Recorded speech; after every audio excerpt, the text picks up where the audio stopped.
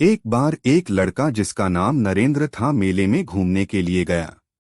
मेले में घूमते समय उसने कुछ दुकानें देखीं। लड़के ने देखा कि सभी बच्चों के माता पिता उन्हें दुकानों से अच्छे अच्छे उनके मनपसंद के खिलौने दिला रहे थे। नरेंद्र ने दुकान पर जाकर देखा कि खिलौने की दुकान पर क्या क्या है।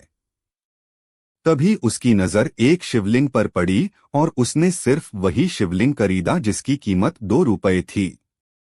अब नरेंद्र ने देखा कि उसके पास सिर्फ एक चवन्नी बची है।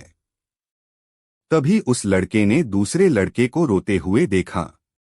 तब नरेंद्र ने उस लड़के से पूछा कि तुम क्यों रो रहे हो। लड़के ने जवाब दिया कि उसकी माँ ने उसे मेले से खिलौने खरीदने के लिए एक चवन्नी दी थी, पर मेले में घूमते समय वह कहीं गिर गई और अगर मैंने अपनी माँ को यह बताया तो वह मुझे बहुत मारेगी। नरेंद्र ने इस पर तर्क करते हुए कहा कि तुम ये चवन्नी ले लो। चवन्नी देकर नरेंद्र वहां से चला गया।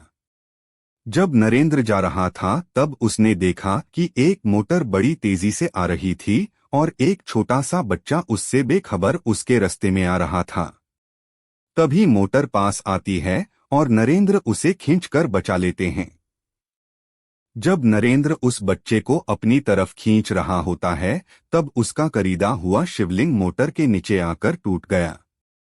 उसी स्थान पर कुछ लोग इकट्ठा हुए और कहने लगे कि बेचारे ने कितने चाव से खरीदा था और यह टूट गया, कितना नुकसान हो गया। इस पर नरेंद्र ने कहा कि इंसान की जान की कोई कीमत नहीं लगा सकता, तो यह शिवलिंग तो सिर्फ 2 रुपए का था और किसी की भी जान बचाना हर किसी का परम कर्तव्य होना चाहिए। अगर कोई मुसीबत में है तो उसे मुसीबत से बचाना हमारा परम कर्तव्य है। असल में वो छोटा सा बच्चा नरेंद्र स्वामी विवेकानंद जी थे। इससे आप अंदाजा लगा सकते हैं कि स्वामी विवेकानंद जी के ख्यालात बचपन में आस्था और दिन दुखियों के प्रति कितने करुणामय थे, तो बड़े होने पर उनके ख्यालात कैसे होंगे।